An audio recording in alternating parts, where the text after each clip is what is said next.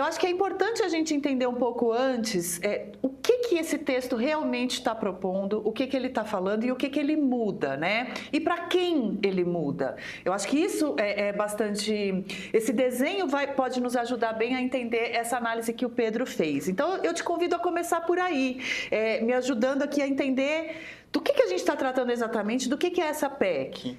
Perfeito. Flávia, muito obrigada. Então, antes de tratar, né, do mérito da questão, é importante explicar como é que funciona hoje. Na jornada 6x1, que é uma jornada prevista na CLT, vale dizer, então a gente não está falando de informais ou de PJinhas, né? Está falando do trabalhador da CLT. É a jornada de 44 horas semanais, distribuídas em geral por 6 dias, sendo 5 dias completos e o 6º dia ou meio período ou final de semana alternado. É comum acontecer isso também, né? Dependendo do setor da economia. Pode ser, a pessoa pode folgar no domingo, a legislação pede que seja preferencialmente ao domingo, mas não necessariamente, e é um trabalhador tipicamente ali, CLT dos serviços, principalmente, né?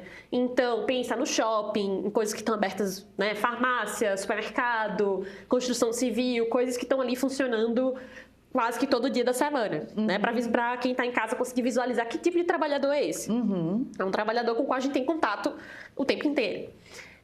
E a proposta da PEC é mudar essa jornada de 44 horas semanais para 36 em 4 dias, sem redução de salário, é o que está no texto, sem redução de salário e sem ultrapassar as 8 horas por dia.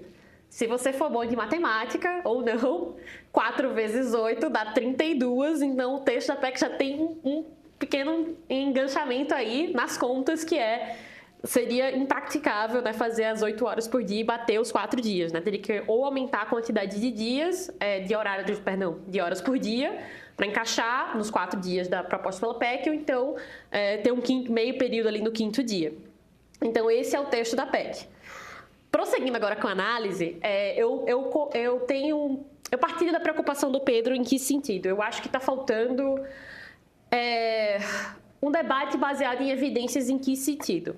Existem, claro, evidências no mundo e é totalmente legítimo a gente debater a qualidade do trabalho, enfim, das condições de trabalho, né, no Brasil. É fundamental e o debate ele é legítimo. E o pessoal tem trazido experiências internacionais em que realmente reduzir a jornada de trabalho aumenta a produtividade, ou seja, o cara está trabalhando menos horas, mas por hora trabalhada ele está produzindo mais, então acaba compensando uma coisa com a outra. E aí justificaria a não redução de salário. O problema é que tem os outros custos os outros riscos que foi o que o Pedro trouxe, né? Então a gente tem um potencial ganho de um lado, além da obviedade que as pessoas vão ter mais tempo em casa com a família, enfim, questões de saúde e tal, mas do ganho econômico, sendo assim bem pragmático aqui. Pode ter ganho de produtividade de um lado, mas do outro tem alguns outros riscos, que se esse ganho de produtividade não for maior do que o aumento do custo do trabalho, porque se as pessoas vão trabalhar menos horas e o shopping precisa tá funcionando lá 7 dias por semana, isso vai encarecer. O empresário, a empresa vai ter que contratar mais gente para compensar aqueles turnos, né, que foram reduzidos. E isso tem algumas consequências. Ou ele não vai contratar mais pessoas, então teria impacto em emprego, ou ele vai repassar o custo para os produtos, inflação, né? Para os produtos, e aí tem uma pressão inflacionária aí, né, que vai afetar, vale dizer, não só os trabalhadores da CLT, mas os informais, e com informais eu estou falando, não é o PJ não, é o informal raiz mesmo, aquele cara que está ali precarizado, sem nenhum tipo de cobertura da legislação. Não é que o pessoal pensa na pejotização, mas eu estou falando do cara raiz ali. Então tem ou automação, né? Como o Pedro falou, o cara pode acelerar, tipo, tá muito caro contratar essa quantidade de gente, vou investir em máquina, que máquina não tem direito trabalhista, né? Não. Então, a pergunta não se foi feito nenhum estudo para saber, ok, esses riscos vão compensar os benefícios vão compensar esses custos, né? A produtividade vai dar conta do aumento de custo? Isso não está sendo discutido da maneira como deveria ser, que ok, a gente quer mais benefícios, qual o custo disso? O pessoal, não, mas vai dar certo. O pessoal está meio que no debate de, não, vai dar certo, vou ter fé que não vai ter inflação. E tem que lembrar que quem vai sofrer com a inflação é, sobretudo, os mais pobres, muito provavelmente não beneficiados pela mudança na legislação. Então, eu tenho uma preocupação com, principalmente, a maneira como a gente está debatendo esse assunto. sabe? A gente precisa ouvir mais a ciência, ouvir mais os números, entender os estudos e pesar prós e contras, entender quem vai pagar a conta no final. Agora, vou te fazer uma provocação bem... Todas. Bem em linha com o que o Pedro suscitou ali, que pode ser uma saída relativamente fácil de debate, né, o trabalhador explorado e tal. Ela não é mentirosa, porque de fato existe uma cultura brasileira de que o trabalhador que não é organizado, que não tem uma representatividade ali organizada, enfim, ele tem menos proteções. Ele fica numa situação de vulnerabilidade. Menos força, inclusive, para negociar. Então, a reforma trabalhista que deu essa cara, né, para as relações entre patrão e funcionário, tudo é acordo. Muito bem, mas um lado talvez esteja com mais força que o outro para negociar. E aí como é que fica? Toda essa volta para dizer...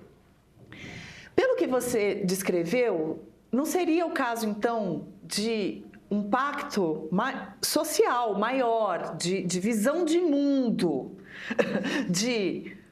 em nome dessa saúde, dessa qualidade de vida de todos, a gente reduz ritmos, como geral. Só que isso teria que ser global, porque os outros países estão lá, e nós não podemos fazer isso sozinhos. Até desmilinguir minha pulseira aqui. Mas, por que eu faço essa provocação? Porque me parece que, de outra forma, quem perde é sempre um lado só. O outro não tem como mexer nisso. Isso é intocável. Não tem como melhorar a qualidade de vida, porque senão o lado dos empresários vai sofrer muito. Tá, mas aí nós nunca vamos melhorar nada. Eu queria só uma correção, não é o lado dos empresários só. Não falei que você falou isso. Sim, tô falando sim, o senso comum. O senso comum de quem, obviamente, quer se solidarizar com o lado do trabalhador. O senso comum é esse. O empresário malvadão se beneficia sempre e o funcionário perde sempre. Muito bem.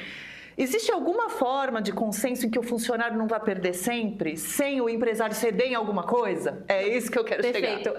É aquela coisa que o Pedro sempre fala, né? Que o pessoal tem raiva de liberal, porque a gente fica falando de educação e dessas coisas estruturais. Mas, assim, não tem muito segredo. Para a gente melhorar a vida das pessoas e de todas as pessoas, a gente precisa fazer o dever de casa, que já devia ter sido feito há muito tempo, que é avançar em coisas que aumentam, olha só, a produtividade, porque daí com a produtividade por hora, ou seja, o cara consegue produzir mais por hora, ele no futuro consegue trabalhar menos horas, certo? Para que todo mundo seja beneficiado. Isso passa por... A gente conseguiu, né, com a democracia, colocar todo mundo na escola, mas é a qualidade dessa escola. As pessoas estão indo bem, estão aprendendo as coisas para serem mais produtivas no mercado de trabalho e para a vida delas, porque, cara,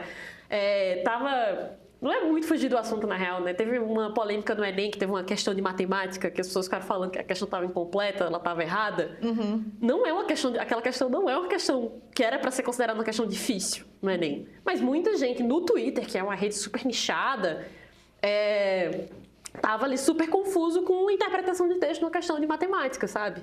Então, eu acho que tem coisas... E aí o Pedro sempre fala, né? Ficam reclamando que o liberal fica falando essas coisas, mas é importante.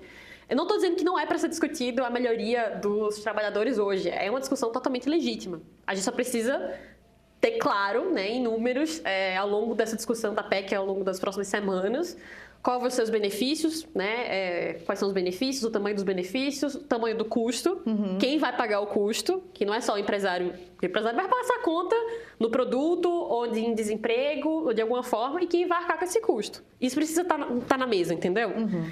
E fazer as reformas necessárias. Educação, ambiente de negócios, abertura comercial, gente, tem um impacto em produtividade. O Brasil é um dos países mais protecionistas do mundo, eu sempre falo isso, junto com Zimbábue e outros países super fechados, Irã.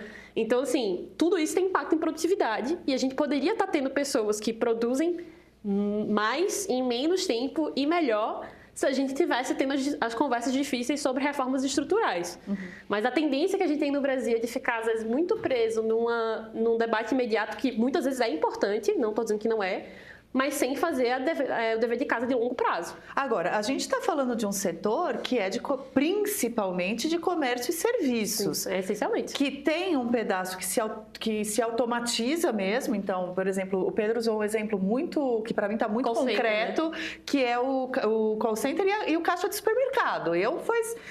Qualquer mercado que tenha o checkout automático lá, eu tenho preferido se a minha compra não é muito grande e tal, porque é mais ágil, porque funciona bem, né? Então, de fato, é palpável.